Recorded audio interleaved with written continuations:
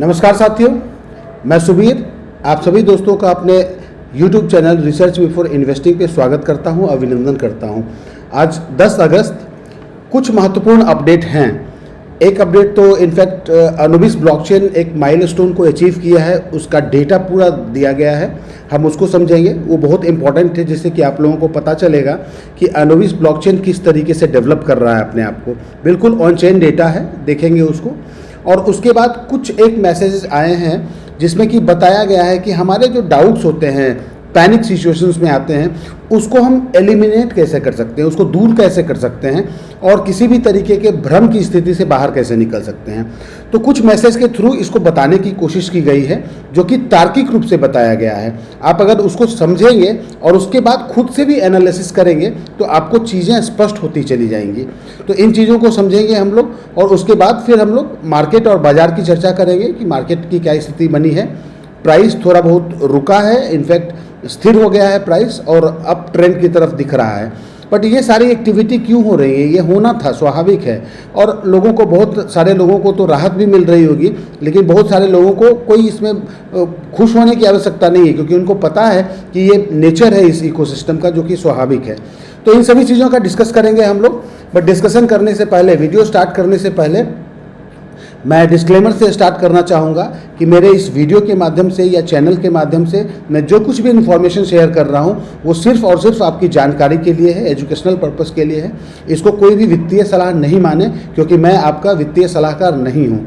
और कभी भी किसी भी एसेट क्लास में निवेश करें तो अपने रिस्क एपेटाइट के हिसाब से करें और अपने वित्तीय सलाहकार से संपर्क करके, उनसे कंसल्ट करके ही करें, है ना। ताकि खासकर क्रिप्टो तो बहुत ज़्यादा वोलेटाइल होता है, मैं बार बार कहता हूँ। चलिए अपडेट देखते हैं, अपडेट समझते हैं। अपडेट में सबसे मुख्य अपडेट है जो कि हम लोगों को समझना है, अनुबिस ब्लॉकचेन का जो डेटा प्रेजेंट किया गया है। ये मैसेज है ना, अनुबिस के ऑफिशियल हैंडल पे आया है ये कि Anubis chain hits new milestone, mainnet इंटर्स the million transaction per day era. Million transaction per day era, ये स्लोगन दिया गया है। मतलब एक दिन में 10 लाख से ज़्यादा ट्रांजेक्शन हो रहा है। सर देखिए, ये ना, इस क्रिएटिव को देखते हैं पहले और फिर समझते हैं इसको।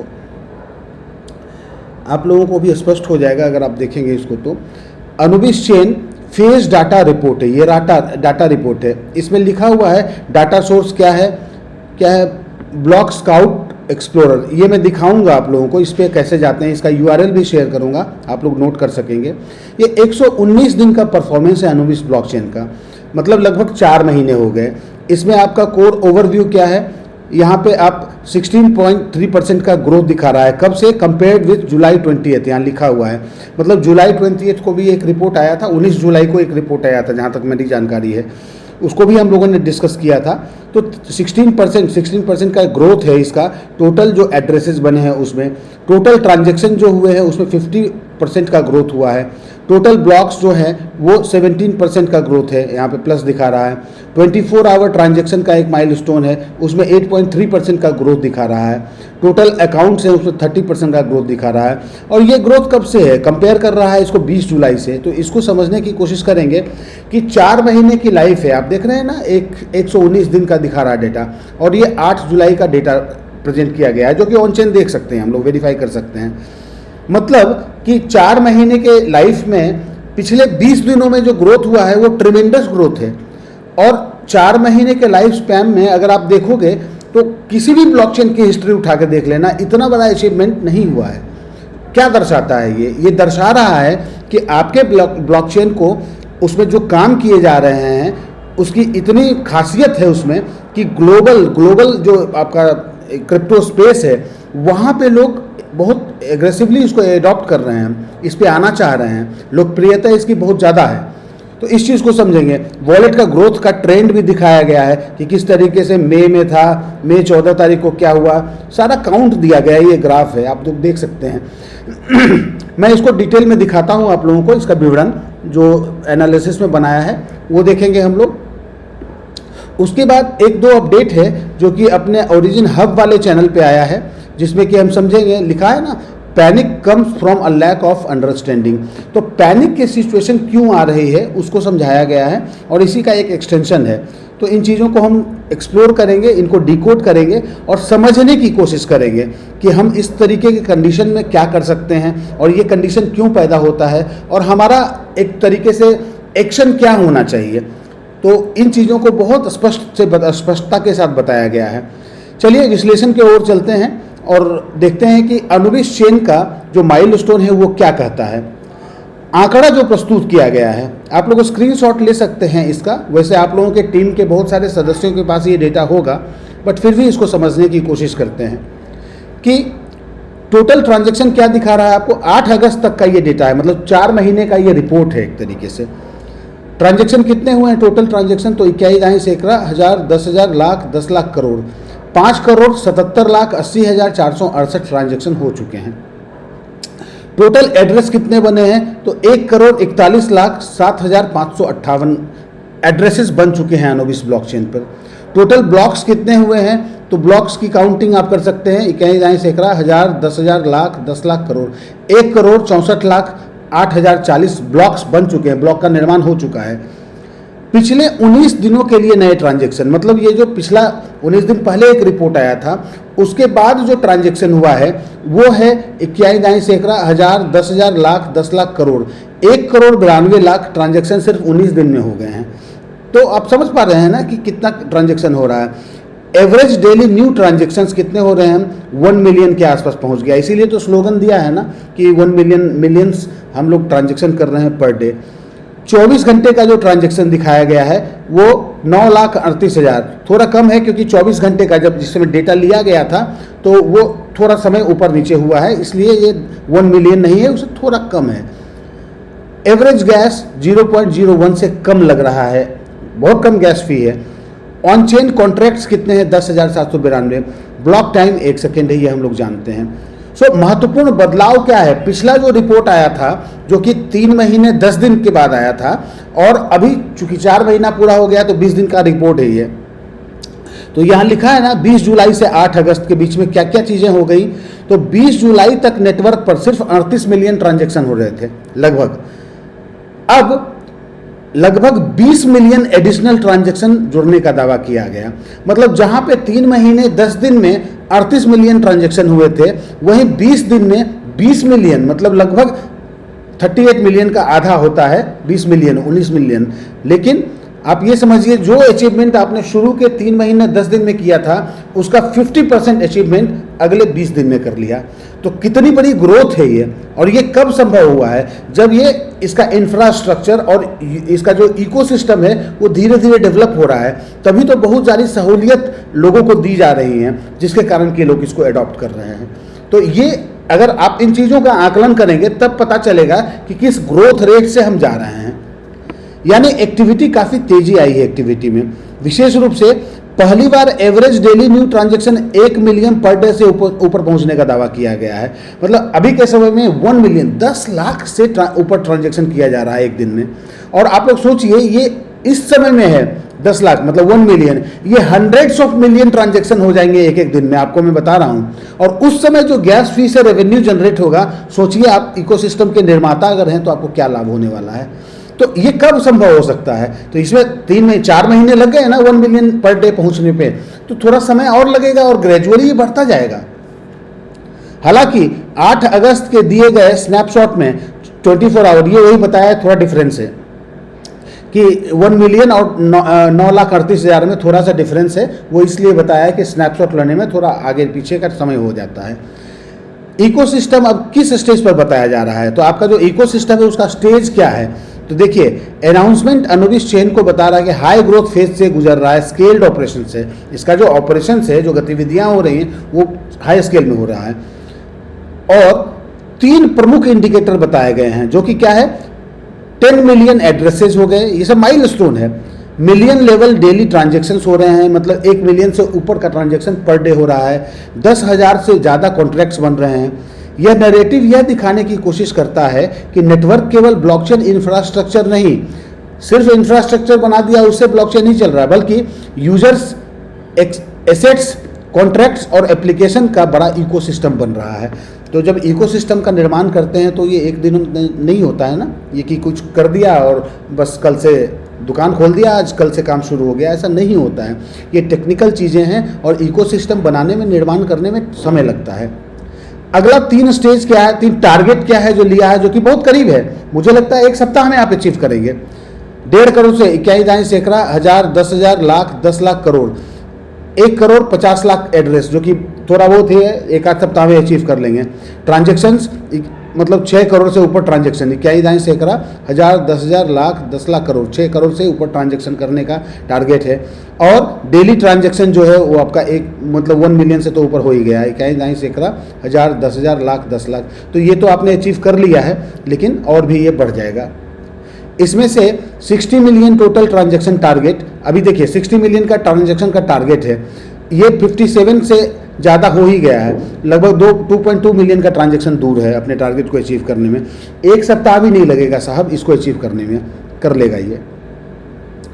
अब देखिए इन सारे डेटा को आप वेरीफाई कैसे करेंगे, ये समझने की आवश्यकता है ना, क्योंकि बहुत सारे लोग बोलेंगे, बताएंगे तो आप तो विश्वास कर लेंगे कि हाँ ठीक है, लेकिन बहुत सारे लोग ऐसे होंगे जो कि तथ्य और फैक्ट जानना चाहेंगे, जो कि अच्छी बात है। तो इसको वेरीफाई करने के लिए आपके पास में ये सुविधा दी गई है कि ब्लॉकशूट एक्सप्लोरर है, ब्लॉक स्काउट। इसमें क्या है, browser.anubis-space.org, आप ये डेटा ये ले सकते हैं URL। इसको मैं क्लिक करता हूँ, देखता हूँ अगर ये ओपन होता है। यस, ये ओपन हो गया। देखिए आपके पास में ब्राउज़र ये ऊपर है, आप देख सकते हैं इसको, browser.anubis-space.org आप लिख सकते हैं इसको, या स्क्रीनशॉट ले सकते हैं, बाद में आप इसको एक्सप्लोर कीजिएगा। देखिए इसमें टोटल ब्लॉक्स लिखा हुआ है, एवरेज ब्लॉक टाइम है, डेली ट्रांजेक्शन्स हैं, टोटल ट्रांजैक्शन है, टोटल एड्रेसेस है, पूरे डेटा इसमें आता है। तो आप देख सकते हैं इसमें आप लॉगिन करके कि किस तरीके से ये बिहेव कर रहा है, और जो डेटा आपके सामने प्रेजेंट किया गया है मैसेज के माध्यम से वो सही है या नहीं है। तो तथ्य देखिए, तथ्यात्मक रूप से प्रूव कीजिए और तब आप अपना निर्णय लीजिए। चलिए इसको मैं क्लोज करता हूँ, आप लोगों ने URL ले लिया होगा मेरे ख्याल से। आगे चलते हैं। अनुबिस ब्लॉकचेन एक्सप्लोरर की विशेष रूप से आप क्या क्या देख सकते हैं जो मैंने आपको दिखाया, ब्लॉक हाइट्स देख सकते हैं, ट्रांजैक्शन का काउंट देख सकते हैं, रिसेंट ट्रांजैक्शन कितना है, कॉन्ट्रैक्ट एक्टिविटी, गैस यूसेज, सारी चीज़ें, जो भी डेटा आपको यहाँ बताया मैंने अभी मैसेज में, वो सारी चीज़ें आप ऑन चेन देख सकते हैं। जरूरी डिस्टिंक्शन क्या है, हाई ट्रांजैक्शन काउंट अपने आप में इकोनॉमिक सक्सेस का प्रमाण नहीं है। मतलब बहुत ज़्यादा ट्रांजैक्शन देखकर वो इकोनॉमिक सक्सेस का प्रमाण नहीं है, वो सक्सेस प्रूफ नहीं करता है, बल्कि अच्छे एनालिसिस के लिए आपको ट्रांजैक्शन के साथ कुछ और चीज़ों को देखने की आवश्यकता है। तो वो क्या चीज़ है भाई, रियल यूज़र है या नहीं है, मीनिंगफुल ट्रांजैक्शंस है या नहीं है, फेक ट्रांजैक्शंस तो नहीं है, आपका total value locked versus liquidity क्या है, एक्टिव एप्लीकेशंस कितने हैं। अनुबिस लैब का काम है ना कि जो एप्लीकेशंस आते हैं उसको फिल्टर करता है और उसके बाद इनक्यूबेट करता है अलग अलग प्रोजेक्ट को।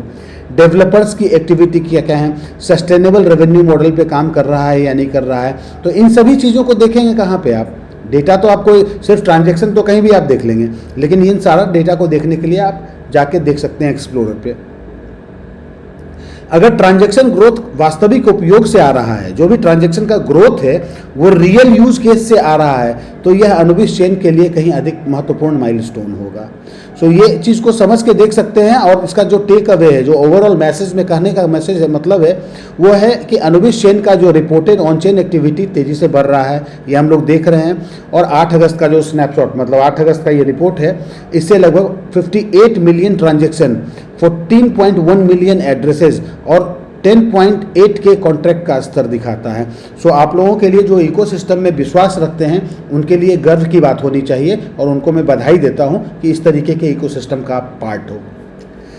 चलिए आगे चलते हैं नेक्स्ट अपडेट की तरफ, जिसमें कि मैसेज में बताया गया है कि panic comes from a lack of understanding.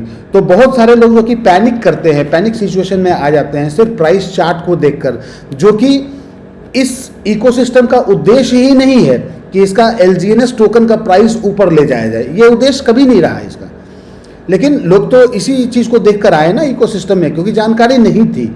लेकिन फिर भी उस चीज़ को हम एलिमिनेट कैसे कर सकते हैं ये समझने की कोशिश करते हैं। देखिए यह लेख पहले ट्रस्ट होल्ड इग्नोर फड, मतलब ट्रस्ट होल्ड इग्नोर फट संदेशों की तुलना में एक महत्वपूर्ण बदलाव प्रस्तुत करता है। इसका मुख्य जोर ब्लाइंड फेथ पर नहीं है। ये कह रहा है कि आप आंख बंद कर विश्वास नहीं करें, बल्कि आप नॉलेज लें, वेरीफाई करें चीज़ों को, डेटा को वेरीफाई करें और इंडिपेंडेंट जजमेंट पर है, और इंडिपेंडेंटली जजमेंट लीजिए। आप किसी के कहने के और दबाव में आकर आप जजमेंट नहीं कीजिए। पैनिक का मुख्य कारण क्या है? अधूरी जानकारी। तो जो लोग आज पैनिक कर रहे हैं उनके पास निश्चित रूप से जानकारी की कमी है, क्योंकि मेरे पास भी डेली मैसेज आते हैं। बहुत सारे लोगों को तो सिर्फ लगता है कि ये रेट बढ़ेगा तभी सब कुछ होगा, अदरवाइज कुछ नहीं होता है इसमें। तो उनके पास जानकारी नहीं है, या उनके पास जैसी जानकारी है उस हिसाब से वो अपने आप को परेशानी में डाल रखे हैं। मैसेज के अनुसार ये कहने की कोशिश की गई है कि मार्केट पैनिक अक्सर तब बढ़ता है जब कोई भी व्यक्ति मैकेनिज्म को पूरी तरह नहीं समझता है। तो जो लोग अभी पैनिक कर रहे होंगे या डरते होंगे तो वो मैकेनिज्म को पूरी तरह समझते नहीं हैं। तो निवेदन ये है कि आप मैकेनिज्म को समझिए पहले। इन्फॉर्मेशन को इंडिपेंडेंटली वेरीफाई नहीं करता है। आपके पास में इन्फॉर्मेशन आए, बहुत सारे सोर्सेज हैं, और उसको आप अपने व्यक्तिगत रूप में वेरीफाई नहीं करना जानेंगे तो आप परेशान होंगे ही होंगे। मैं कुछ बोल दूंगा, कोई व्यक्ति कुछ बोल देगा, कहीं से कुछ जानकारी मिलेगी आपको और उसमें आप आके उलझन में पड़े रहेंगे। तो we have to verify everything on independent level. केवल प्राइस चार्ट देखता है और व्यक्ति तो सिर्फ प्राइस ही देखता है, क्योंकि सबसे ज़्यादा विजिबिलिटी प्राइस पे रहती है। र्यूमर्स और शॉर्ट टर्म इवेंट पर तुरंत प्रतिक्रिया दे देता है। मतलब ऐसा रिएक्शन देते हैं, भैया हमें रिएक्ट नहीं करना है, हमें रिस्पॉन्ड करना है। मार्केट जिस तरीके से चल रहा है, आपका प्रोटोकॉल का नेचर जिस तरीके से है, अगर आपने उसको एडॉप्ट कर लिया तब आप कभी परेशान नहीं होंगे। लेकिन हम तो अधूरी जानकारी के कारण आते हैं सिस्टम में, आ गए और परेशान हो रहे हैं, क्योंकि आपके एक्सपेक्टेशन को सिस्टम मीट नहीं करेगा, क्योंकि सिस्टम का एक्सपेक्टेशन कुछ और है, उसका विजन कुछ और है। इसीलिए इनकम्प्लीट अंडरस्टैंडिंग, र्यूमर डिपेंडेंस और फियर इमोशनल डिसीजन के कारण जो लोग अधूरी जानकारी रहते हैं प्रभावित होते हैं। प्राइस और सिस्टम में अंतर होता है। ये दोनों अप्रोच को बताया गया है। जो स्पेकुलेटर्स होते हैं वो क्या करते हैं, प्राइस का चार्ट देखते हैं, कितना प्राइस नीचे गया, कितने प्राइस ऊपर गया कि नहीं गया। लेकिन जो लॉन्ग टर्म पार्टिसिपेंट्स होते हैं वो क्या करते हैं, वो फंडामेंटल चेक करते हैं इकोसिस्टम का। वो क्या देखते हैं, इंफ्रास्ट्रक्चर का डेवलपमेंट हो रहा है कि नहीं हो रहा है, नए एप्लीकेशंस का लॉन्च हो रहा है, जेनेसिस हो रहा है या इंक्यूबेशन हो रहा है या नहीं हो रहा है। हो रहा है तो उसकी गति क्या है, रियल एसेट सर्कुलेशन है या नहीं है, ऑन चेन एक्टिविटी क्या होती है। लोग जो अभी पैनिक कर रहे हैं उनको कभी पता ही नहीं होगा कि ऑन चेन एक्टिविटी क्या होती है। वास्तविक इकोसिस्टम का डिमांड है भी नहीं है मार्केट में। तो आज जो मैंने पहले मैसेज में आप लोगों को डेटा प्रेजेंट किया, जो कि अनुबिस अपना डेटा प्रेजेंट कर रहा है, वो क्यों कर रहा है, वो इसीलिए कर रहा है ना कि लोग इसको अडॉप्ट करें और लोग वास्तविक यूजेज देखते हैं, इसकी यूएसपी को समझते हैं, तब यूज़ कर रहे हैं। अभी हाल के दिनों में ही मैंने आप लोगों को बताया ना कि web3origin.com करके एक वेबसाइट बताया था, जहाँ से कि ओरिजिन के बारे में आपको पूरी जानकारी मिलती है। दूसरा मैंने बताया था रेलवे ऐप, जिसमें कि अनुबिस की पूरी जानकारी मिलती है। तो इकोसिस्टम ये सब चीज़ें क्यों कर रहा है, उन लोगों के लिए नहीं कर रहा है जो सीखना ही नहीं चाहते हैं, बट उन लोगों के लिए ज़रूर ये हेल्प करेगा जो कि सिस्टम के बारे में इन-डेप्थ जानकारी लेना चाहते हैं। तो ये सारे टूल्स, मैं इतने सारे टूल्स बताया हूँ आप लोगों को, अगर आप में ज़रा से भी सीखने की क्षमता होगी तो आप उन टूल का इस्तेमाल करके इतनी जानकारी हासिल कर सकते हैं कि आपको मतलब कोई बेवकूफ़ तो नहीं बना सकता है, या किसी के कहने पे आप निर्णय नहीं ले सकते हैं। फिर आप ऑन चेन डेटा देखना सीख जाएंगे, वास्तविकता से परे नहीं रहेंगे, आप वास्तविकता को देख पाएंगे। आप कंसेंसस का मतलब ब्लाइंड फेथ नहीं है, कहते हैं ना कंसेंसस बिलीवर। तो जो कंसेंसस बिलीवर है वो ब्लाइंडली फेथ नहीं करते हैं, वो डेटा को वेरीफाई करते हैं। क्या करते हैं वो कि जीनियस कंसेंसस का मतलब है सवाल पूछना बंद नहीं करना है। मतलब आप अगर जेन्युइनली कोई सवाल आपका है तो बिल्कुल सही सवाल है, लेकिन उस सवाल को आप वेरीफाई कीजिए। अगर आपके सवाल हैं, उसका उत्तर किसी व्यक्ति ने दे दिया, लेकिन वो जो उत्तर आया उसको वेरीफाई भी तो करेंगे आप, तभी तो आप निर्णय ले पाएंगे ना। आपके पास क्वेश्चन होते हैं, उसको इन्वेस्टिगेट कीजिए और तब वेरीफाई कीजिए, तब जाके आपकी अंडरस्टैंडिंग क्लियर होगी, तब आप डिसाइड करें। ये देखिए पाथ बताया हुआ है, लेकिन जब कोई अनसर्टेनिटी आती है तो दो तरह की प्रतिक्रिया हो सकती है।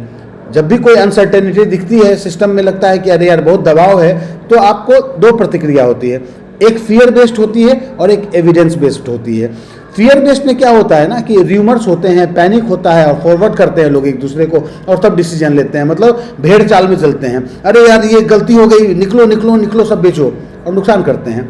लेकिन सेंसिबल जो भी ऐसे कंसेंसस होते हैं जो कि जीनियस होते हैं, जीनियस कंसेंसस का मतलब क्या होता है, वो क्या करते हैं कि कोई भी बात हुई, किसी भी परिस्थिति को देखते हैं, समझते हैं, उसको एविडेंस क्या है, उसका प्रूफ क्या है, उसको वेरीफाई करते हैं ऑन चेन वेरिफिकेशन से, मतलब ऑन चेन डेटा देखते हैं और तब वो इंडिपेंडेंट जजमेंट लेते हैं, बाइज्ड जजमेंट नहीं लेते हैं, किसी के कहने पे निर्णय नहीं लेते हैं कोई भी जजमेंट, वो फिर उसके बाद निर्णय लेते हैं जब वो चीज़ों को वेरीफाई कर लेते हैं।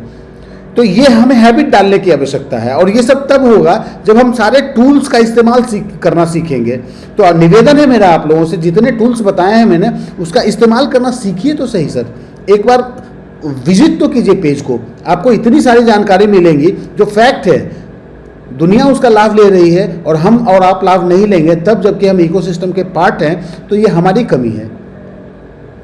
ऑन चेन वेरिफिकेशन को प्राथमिकता देना है, यह संदेश आप साझा किए गए वेब3 ओरिजिन, आगे आना देखो, वेब3 ओरिजिन जो मैंने पहले टूल बताया था आपको, उस वाले अपडेट से भी जुड़ता है। मतलब क्या है कि कोई भी किसी क्लेम को केवल इसलिए नहीं मानना चाहिए, कोई भी इंफॉर्मेशन आप सिर्फ इसलिए नहीं माने कि टेलीग्राम में आ गया मैसेज, एक्स पे वायरल हो गया, कोई किसी यूट्यूबर ने, मेरे जैसे व्यक्ति ने भी कह दिया, आप इन चीज़ों से मत मानिए, आप उसको वेरीफाई कीजिए और वेरीफाई करने के लिए आपके पास टूल अवेलेबल है, ऑन चेन डेटा है, सब कुछ आप वेरीफाई कीजिए, ट्रांजैक्शंस को देखिए, कॉन्ट्रैक्ट को देखिए, टोकन का मूवमेंट हो रहा है, बर्निंग हो रही है, लॉकिंग हो रही है, एक्चुअल एग्जीक्यूशन क्या हो रहा है, तो इन सभी चीज़ों को जब आप देखेंगे तभी तो आपको पता चलेगा कि वास्तविकता क्या है।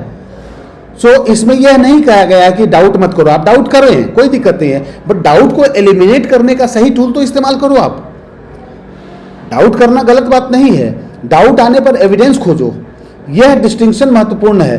Trust is not equal to blind obedience, आप ट्रस्ट आंख बंद करके नहीं कर लीजिए। बेहतर फ्रेमवर्क क्या है, सही तरीका यह है कि आप समझिए चीज़ों को, वेरीफाई कीजिए, रिस्क अपना एसेट्स रिस्क क्या है और डिसाइड, देन उसके बाद आप इंडिपेंडेंटली डिसाइड कीजिए, तब अपना स्वयं का निर्णय लीजिए। कहता है ना डू योर ओन रिसर्च, तो आप अपना स्वयं का निर्णय लीजिए, किसी के कहने पे आप कुछ भी नहीं कर लीजिए। सो प्राइस को देखकर रिएक्शन करने के बजाय इकोसिस्टम को समझें, क्लेम्स को वेरीफाई करो और अपना जजमेंट खुद बनाओ, ये इसका कहने का मतलब है। और यही approach एलजीएनएस, Anubis chain, awake NFT, burn mechanism या किसी भी फ्यूचर अनाउंसमेंट पर लागू करनी चाहिए। तो हर एक चीज़, बहुत सारे प्रोडक्ट आएंगे, बहुत सारे आपको अलग अलग सुविधाएं आएंगी, बट उनको बिना वेरीफाई किए हुए आप उसमें पार्टिसिपेट, लोग कहते हैं ना सर मैंने तो वो जीएलजीएनएस में पार्टिसिपेट नहीं कर पाया कुछ, क्योंकि मुझे दोस्तों ने कहा कि नहीं यार ये तो कुछ नहीं है, ये बकवास चीज़ें हैं और आज इसकी कीमत $1 लाख से ऊपर हो गई, तो मिस कर गए। तो सर आपने इसका मतलब तो अपने लेवल पे उसको वेरीफाई नहीं किया ना, तभी तो आप मिस कर गए। और बहुत लोगों ने ये कहा कि एलजीएनएस का प्राइस तो $1000 चला जाएगा, फिर वहाँ भी फंस गए आप। क्यों? क्योंकि आप मॉडल समझे नहीं कि इन्फ्लेशनरी मॉडल क्या होता है और डिफ्लेशनरी मॉडल क्या होता है। तो इन चीज़ों को समझ के आपको काम करने की आवश्यकता है और ये वेरीफाई कीजिए टूल्स का इस्तेमाल करके। इसी का एक्सटेंशन क्या है ये बताने की कोशिश कर रहा है कि मुख्य विचारधारा को और स्पष्ट करता है ये मैसेज जो मैं अभी बताऊंगा आप लोगों को, कि कंसेंसस को प्राइस के साथ नहीं बल्कि अंडरस्टैंडिंग, वेरिफिकेशन और टाइम के साथ मापा जाना चाहिए। विचार, मुख्य विचार ये है कि राइजिंग मार्केट में कन्विक्शन आसान है, इस बात को समझिए जरा सा। जब भी आपका माहौल अच्छा होता है ना, सब कुछ विन विन लगता है, रोजी पिक्चर जब दिखता है ना, तो उस समय आप सिस्टम के साथ बने रहते हैं। और उसको यदि आप कहते हैं कि मैं कन्विक्शन के साथ सिस्टम के साथ जुड़ा हुआ हूं, तो ये रॉन्ग स्टेटमेंट है। अगर किसी व्यक्ति का विश्वास केवल तब बना हुआ था सिस्टम पे जब प्राइस बढ़ रहा हो, जब आपको सब कुछ रोजी पिक्चर दिख रहा है, तो उसको कन्विक्शन नहीं कहते हैं। बट वास्तविक कंसेंसस नहीं है बल्कि मार्केट इमोशन से हो सकता है। ये बड़ा अच्छी बात कहा गया है। वास्तविक कन्विक्शन को दो चीज़ों का सामना करना चाहिए, वेरिफिकेशन और टाइम। आप आगे समझेंगे कि किस तरीके की चीज़ को हम कन्विक्शन कर सकते हैं। मार्केट नॉइज को अपना जजमेंट नियंत्रित ना करने दें। जो भी मार्केट में हम लोग भ्रामक बातें भी सुनते हैं, नॉइज भी होता है, बहुत लोग होंगे सर, वो पॉजिटिव भी बोलेंगे, नेगेटिव भी बोलेंगे, बट उससे आपका जो जजमेंट है, उससे आपका निर्णय जो है वो प्रभावित नहीं होना चाहिए। आप हर बड़े इकोसिस्टम में आएंगे, वहाँ पे क्या है, सपोर्ट भी होगा, क्रिटिसिज्म भी होगा, गलतफहमियाँ भी होगी, कन्फ्लिक्टिंग ओपिनियंस होंगे, अनवेरीफाइड इंफॉर्मेशंस होंगे, और नॉइज को पूरी तरह रोकना संभव नहीं है। बताया ना मैंने कि बहुत तरीके के लोग हैं, बहुत तरीके की विचारधाराएं हैं, हर एक लोगों का अपना तरीका है, तर्क है। आपका क्या है? लेकिन आप यह तय कर सकते हैं कि नॉइज आपके डिसीजन को कंट्रोल करेगा या नहीं। आप जब तक टूल्स को इस्तेमाल करके रियल डेटा को चेक नहीं करेंगे तब तक आप इनको वेरीफाई नहीं कर सकेंगे खुद के लेवल पे, और आप नॉइज से प्रभावित होंगे। मतलब बाहर के जो इन्फॉर्मेशंस होते हैं, जो भ्रामक बातें भी होती हैं, उससे आप प्रभावित हो सकते हैं। अनएक्सपेक्टेड इंफॉर्मेशन आने पर सही प्रक्रिया। देखिए यहाँ पे बताया गया है कि कन्विक्शन किसको कहते हैं। बहुत उपयोगी फ्रेमवर्क क्या है हमारा। क्लेम आया, सोर्स वेरीफाई करो। कोई भी इंफॉर्मेशन आया ना तो आप उसका वेरीफाई करो, सोर्स क्या है, उसका क्या सोर्स है। मेरे पास इंफॉर्मेशन आता है कि सर ये वीडियो देखो तो सर इसमें ये बता रहा है कि OLGNS आ गया, ये आ गया, वो। मैं बोला भैया सोर्स क्या है इसका। मैं भी अगर बताता हूँ आपको कुछ भी इंफॉर्मेशन, आप उसको भी वेरीफाई करो। मैं बार बार कहता हूँ, मेरे कहने पे मत मानो। और लोग नहीं मानते हैं, जो समझदार लोग हैं वो बोलते हैं कि हाँ आप एक जरिया बेशक हो इन्फॉर्मेशन देने के, लेकिन मैं उसको वेरीफाई तो खुद अपने लेवल पे करूँगा। आप मुझे बताओ वेरीफाई कैसे करते हैं। और मुझे खुशी होती है जब मैं उनको टूल्स देता हूँ और वो वेरीफाई करते हैं, उनसे भी मुझे जानकारी मिलती है। तो ये अच्छी बात है। आप मैकेनिज्म को समझिए, पब्लिक और ऑन चेन डेटा को देखिए, ये सारा ट्रांसपेरेंट है। एविडेंस के आधार पर कंक्लूजन बनाओ, ना कि किसी के कहने पर कंक्लूजन बनाइए। अर्थात verify before accepting, understand before concluding. इसी वजह से आपको मैं फिर से बता रहा हूं, वेरीफाई बिफोर एक्सेप्टिंग। एक्सेप्ट करने से पहले वेरीफाई करो। इसीलिए मैंने अपने चैनल का भी नाम संभवतः रखा है रिसर्च बिफोर इन्वेस्टिंग। तो जब तक आप कभी भी निवेश कर रहे होते हैं उसके पहले रिसर्च खुद का नहीं करेंगे तो क्या फायदा है आपके निवेश करने का। उसी तरीके से यहाँ भी आपका इकोसिस्टम बता रहा है वेरीफाई बिफोर एक्सेप्टिंग। आप चीज़ों को एक्सेप्ट करने, चाहे बुरा हो या सही हो, आप एक्सेप्ट करने के पहले प्लीज वेरीफाई कीजिए। Understand before concluding. किसी भी चीज़ को कंक्लूजन निकाल लेना, मन में धारणा पैदा कर लेना, तो उससे पहले आप समझ तो पैदा कीजिए अपनी। ब्लाइंड बिलीफ और ब्लाइंड पैनिक दोनों गलत। यहाँ दो एक्सट्रीम से बचने की बात कही गई है।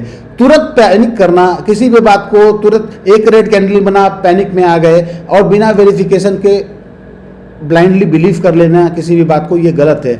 लेकिन आपका सही नज़रिया क्या होना चाहिए, आप एविडेंस सबूत ढूंढिए और उसके बाद तब अपना सबूत के आधार पे आप जजमेंट लीजिए। ये समझदारी की बात रहेगी।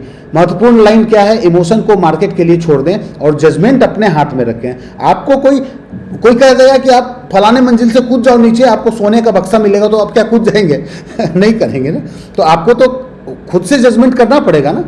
एक मैच्योर पार्टिसिपेंट यह नहीं कहता कि मुझे कभी डाउट नहीं होगा। बिल्कुल डाउट होगा, मुझे भी होता है डाउट, आपको भी होगा, लेकिन वो कहता है जब डाउट होगा तो मैं वेरीफाई करूंगा। क्या अच्छा स्टेटमेंट है। लेकिन ये सब चीज सब लोग समझे तब तो। और यही आपके पहले साझा किए गए 10 अगस्त जो पहले का जो मैसेज था उसका महत्वपूर्ण कनेक्शन है कि नॉलेज होना चाहिए, वेरीफाई कीजिए और इंडिपेंडेंट जजमेंट लीजिए, तब आप लॉन्ग टर्म कन्विक्शन में जा सकते हैं। उसको कहा जाता है कि हाँ हम कन्विक्टेड हैं।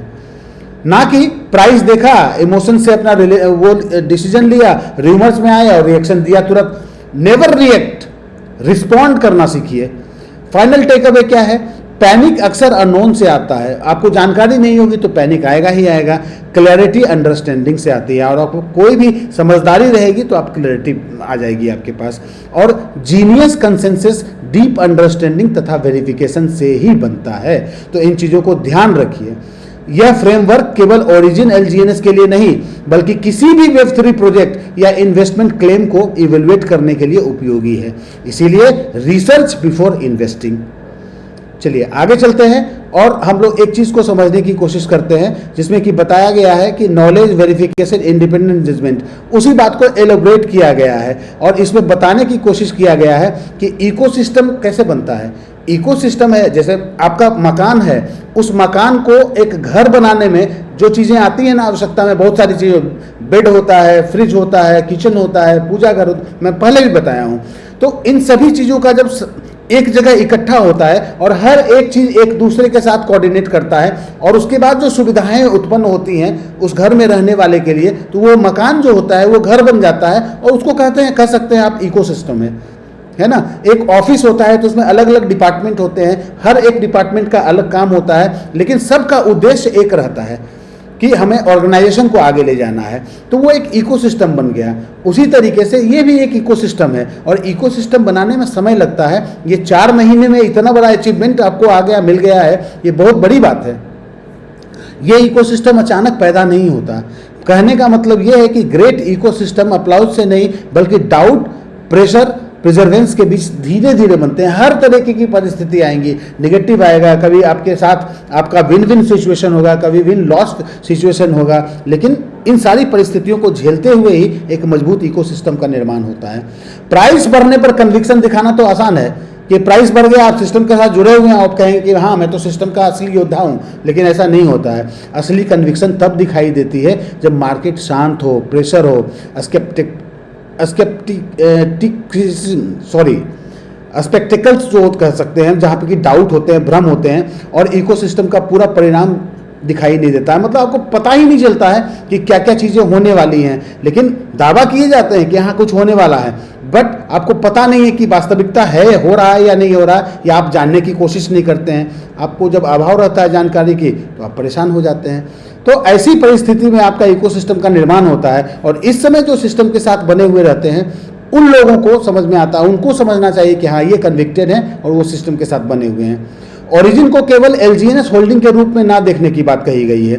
लेख कहता है कि पार्टिसिपेंट्स केवल एलजीएनएस होल्ड नहीं कर रहे हैं, बल्कि डेवलपिंग इकोसिस्टम को ऑब्जर्व और कंट्रीब्यूट कर रहे हैं। तो आप इसके निर्माण में सहयोगी हैं। आप व्हाइट पेपर को जब पढ़ते हैं तो बताया गया ना कि आपको रिवार्ड ही इसलिए दिया जाता है कि आप इस इकोसिस्टम के निर्माता हैं, आप इसके निर्माण करने में अपनी भागीदारी दे रहे हैं, इसलिए you are getting rewarded. Otherwise तो सिस्टम ऐसा नहीं है ना कि किसी ने पैसा दिया और वो पैसा घुमा के आपको दे दिया गया।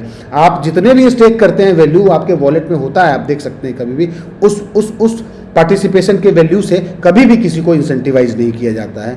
ठीक है। सो स्टेकिंग मैकेनिज्म को समझिए, अनुबिस चेन क्या है समझिए, ऑन चेन डेटा को देखिए, डाओ गवर्नेंस किस तरीके से काम करता है इसको समझिए, इकोसिस्टम एप्लीकेशंस क्या होता है इसको समझिए, फ्यूचर नोट्स हैं, स्टेबल कॉइन्स हैं, इंफ्रास्ट्रक्चर है, बहुत सारी चीज़ें हैं समझने के लिए। बट हम लोगों को इन चीज़ों को नहीं देख पाते हैं, और हम लोग क्या देखते हैं, कैंडल कितना बना, प्राइस कहाँ गया। कम्युनिटी की भूमिका के बारे में बताया गया है कि लर्न, टेक्नोलॉजी और रूल्स को समझना है, इसको कहते हैं लर्निंग। वेरीफाई करना है तो डेटा को ऑन चेन चेक कीजिए, टूल्स का इस्तेमाल कीजिए, एजुकेट कीजिए, नए यूजर्स को मिस्टेक से बचाइए, और बिल्ड इकोसिस्टम में लगातार कंट्रीब्यूशन कीजिए, तब बिल्डिंग होगा। सो LVEB ये एक अच्छा बन सकता है, learn, verify, educate and build. ये चीज़ों को अगर आप ध्यान रखेंगे तब हो सकता है कि हम लोग अपने इकोसिस्टम में बने रहेंगे। अदरवाइज हम लोग इस इकोसिस्टम को भला बुरा कहते रहेंगे और कोसते रहेंगे, उसका लाभ भी नहीं ले सकेंगे हम लोग। ट्री एनालॉजी क्या है? पेड़ की सबसे महत्वपूर्ण अवस्था हमेशा वह नहीं होती जब उसकी ब्रांचेस दिखाई देती हैं। मतलब हर समय जब आपके पक्ष में सब चीज़ें अच्छी होती है तभी वो महत्वपूर्ण अवस्था नहीं माननी चाहिए।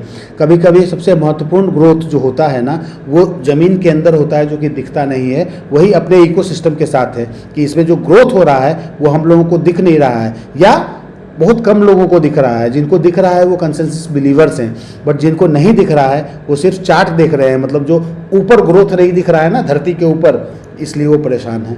बट नीचे जो ग्रोथ हो रहा है, जो बेस बन रहा है, आपका इंफ्रास्ट्रक्चर बन रहा है, उसको भी देखने की कोशिश कीजिए। विजिबल प्रोडक्ट्स और प्राइस हाइप में, इसी तरह इकोसिस्टम में क्या होता है, विजिबल प्रोडक्ट्स और प्राइस और हाइप होता है, और इनविजिबिलिटी क्या होती है, इंफ्रास्ट्रक्चर, वो दिखता नहीं है। लर्निंग्स वो दिखती नहीं है। आपके पास ज्ञान कितना है किसी को देख के समझ में नहीं आता है जब तक आप उसको प्रेजेंट नहीं करते हैं। डेवलपमेंट क्या हो रहा है इसको देखने की कोशिश करेंगे, वेरीफाई कीजिए, और तब स्ट्रॉन्ग फंडामेंटल्स बनते हैं। इसका मतलब है कि साइलेंस को ऑटोमेटिकली स्टेग्नेशन नहीं मानना चाहिए। मतलब शांति, अगर शांति से कुछ इकोसिस्टम काम कर रहा है तो उसको बिल्कुल डेड और अस्थिर नहीं मान लेना चाहिए, बल्कि डेवलपमेंट के वास्तविक एविडेंस को वेरीफाई करना जरूरी है। सो मेरा ये निवेदन है कि जो भी डेवलपमेंट्स हो रहे हैं उसको तथ्यात्मक रूप से वेरीफाई कीजिए, और तब समझिए कि आपका इकोसिस्टम कुछ कर रहा है या नहीं कर रहा है। 3 प्रिंसिपल्स की बात की गई है कि अंडरस्टैंड द रूल, मैकेनिज्म को समझिए, वेरीफाई द डेटा, इसको याद कर लीजिए सर, अंडरस्टैंड द रूल्स, जो रूल्स हैं उसको समझिए, जिससे कि आपको मैकेनिज्म को समझने में आसानी मिलेगी। वेरीफाई द डेटा, डेटा जो भी है हमारे को उसको ऑन चेन आप वेरीफाई कर सकते हैं। अलग अलग टूल्स हैं, ब्राउज़र्स मैंने बताए हैं, उसको देखिए, उसमें रियल टाइम डेटा बताता है। और कीप बिल्डिंग। उसके बाद फिर आप अपने इकोसिस्टम का निर्माण कर सकते हैं, वो भी सिर्फ स्पेकुलेशन से नहीं, कंस्ट्रक्टिव कंट्रीब्यूशन के साथ में।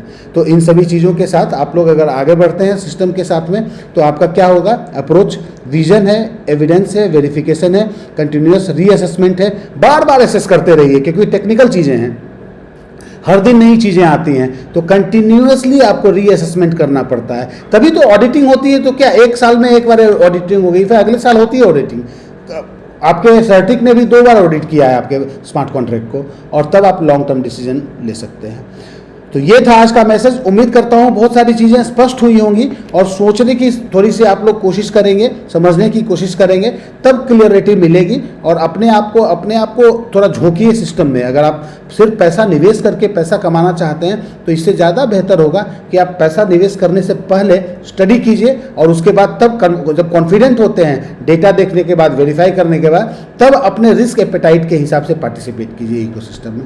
तब आपके लिए इकोसिस्टम अच्छा रहेगा।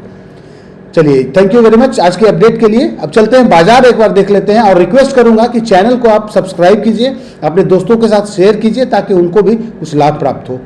प्राइस तो आप लोगों को देख लिया होगा आप लोगों ने। वैसे प्राइस ये है अपना अनुबिस ब्लॉकचेन का, जो कि आप लोग जानते ही होंगे, $2 के आसपास बना हुआ है। ये स्थिर है प्राइस, यहाँ पे नज़दीक आने की कोशिश कर रहा है अनुबिस ब्लॉकचेन का प्राइस और पॉलीगॉन ब्लॉकचेन का प्राइस। ये मैंने पहले से बताता आ रहा हूँ, और जैसे जैसे ये नज़दीक आएगा आपका सेलटेक्स अनुबिस ब्लॉकचेन पे कम होने की संभावना बनती है। अच्छी बात क्या है यहाँ पे कि जो यहाँ पे तो वॉल्यूम बहुत कम है, अनुबिस पे एक्टिविटी नहीं हो रही है, बट हम लोग एक बार देखेंगे पॉलीगॉन की एक्टिविटी। तो पॉलीगॉन की एक्टिविटी देखने के लिए हम लोग डेक्स स्क्रीनर का इस्तेमाल कर रहे हैं। तो डेक्स स्क्रीनर में यहाँ तो पॉजिटिव है, आप लोगों को दिख रहा होगा कि बाई वॉल्यूम ज़्यादा है सेल वॉल्यूम से, बट ओवरऑल वॉल्यूम कम है, गतिविधि कम है, लेकिन बाइंग साइड से लोग ज़्यादा एग्रेसिवली पार्टिसिपेट कर रहे हैं, और 24 घंटे में 1.77% का ग्रोथ दिया है। तो बहुत सारे लोग जो कि प्राइस गिरने का डर, जो कि $1 से कम प्राइस कर रहे थे, उन लोगों को थोड़ी राहत मिल गई होगी, क्योंकि ये अगस्त शुरू हो गया था ना, फर्स्ट वीक में तो मेरे पास मैसेज आया था कि 0 हो जाएगा प्राइस, बट भाई साहब अभी तक नहीं हुआ है। बट देखते हैं कब 0 होता है, और उस समय उस तरीके से बिहेव करेंगे हम लोग। बट हाँ, अभी तक 0 नहीं हुआ, और आज 10 अगस्त हो चुका है। सो थोड़ा आप लोगों को तकलीफ हो रही होगी कि 0 क्यों नहीं हुआ। एक बार देख लेते हैं कि इसका USD में प्राइस क्या है, मतलब पार्टिसिपेशन क्या है। तो रिटेल इन्वेस्टर्स सेल कर रहे हैं, बट फिर भी ज़्यादातर लोग बाइंग की तरफ हैं। तो हालांकि रिटेल इन्वेस्टर्स सेल भी कर रहे हैं, बट बायर्स ज़्यादा हैं यहाँ पे एक्टिवेटेड। वेल्स तो बहुत ज़्यादा अच्छी तरीके से, और आपका ऑटोमेटेड जो प्राइस मैकेनिज्म है, जो कि प्राइस प्रोटेक्शन फंड है, वो भी काम कर रहा है। इस वजह से आप लोगों को ज़्यादातर ग्रीन ही दिखेगा। बट मैं इससे बहुत ज़्यादा उत्साहित नहीं होता हूँ, क्योंकि मुझे पता है कि क्या होना है। मेरे हिसाब से, मेरे अपने लिए अगर मैं पोर्टफोलियो मैनेज करता हूं, तो मैं इस चीज़ की तैयारी करके आया हूं कि अपने प्रॉफिट को मैं $1 का जो फ्लोर प्राइस है उसी से आकलन करता हूं। क्योंकि कभी भी प्रॉफिट अगर एनालाइज करना है तो थोड़ा कंजर्वेटिव होकर आप प्रॉफिट को कैलकुलेट कीजिए, आप ज़्यादा परेशान नहीं होंगे। लेकिन लोग तो ये सोचते हैं कि मैं आज पार्टिसिपेट किया $1 पे और प्राइस चला जाएगा $10 पे, और उस हिसाब से अपनी फाइनेंशियल प्लानिंग कर लेते हैं, तो वहाँ तो परेशानी होगी ही होगी। चलिए एक बार हम लोग GLGNS के प्राइस को भी देख लेते हैं कि GLGNS में क्या है। GLGNS में 1,03,000 पे प्राइस बना हुआ है, तो 1 लाख का जो सपोर्ट है उसको रिस्पेक्ट कर रहा है प्राइस। एक बार और नीचे आया था, लेकिन फिर से सपोर्ट लिया है यहाँ से, तो ठीक है। ये तो 1 करोड़ से ऊपर का प्राइस इसका बना हुआ है, और इसमें पार्टिसिपेंट 1 लाख कितने, होल्डर्स बढ़ गए सर। लास्ट वीडियो में आप लोग देखोगे तो 1,35,000 के आसपास था, अचानक से होल्डर बढ़ गए हैं, 1,43,000 आ गए हैं। तो इसका मतलब लोगों का विश्वास बढ़ता जा रहा है आपके GLGNS पर भी। एक बार मार्केट देखने की कोशिश करते हैं, मार्केट की स्थिति क्या है। तो मार्केट की स्थिति पहले से बेहतर हुआ है। $2.21 ट्रिलियन का आपका मार्केट कैप बन गया है क्रिप्टो का। और इसका जो फियर एंड ग्रीड जो इंडेक्स है, इसमें हम लोग फियर से बाहर आ गए हैं और न्यूट्रल पे आ गए हैं, हालांकि न्यूट्रल के स्टार्टिंग में है। और अच्छी बात क्या है कि हम लोग अभी बिटकॉइन के प्राइस में भी तेज़ी देख पा रहे हैं, इथेरियम भी तेज़ है। तो मार्केट थोड़ा ठीक है, पॉजिटिव सेंटिमेंट के साथ आगे बढ़ रहा है। तो इसका प्रभाव हम लोगों के भी इकोसिस्टम में पड़ेगा, क्योंकि सेंटिमेंट अगर मार्केट का अच्छा पॉजिटिव होता है तो फंड इन्फ्यूज़ होता है आपके इकोसिस्टम में, आप लोगों को लाभ मिलेगा उसका। तो आज के लिए बस इतना ही दोस्तों। उम्मीद करता हूँ आप लोगों को इससे कुछ फ़ायदा मिल रहा होगा, और अपना निर्णय आप कभी भी अपना रिसर्च करने के बाद ही लिया करें, ये मेरा निवेदन है आप लोगों से। आज के लिए बस इतना ही रखते हैं, अगले अपडेट में मिलते हैं नए वीडियो के साथ। तब तक आप लोग खुश रहिए। बहुत बहुत धन्यवाद आज के लिए।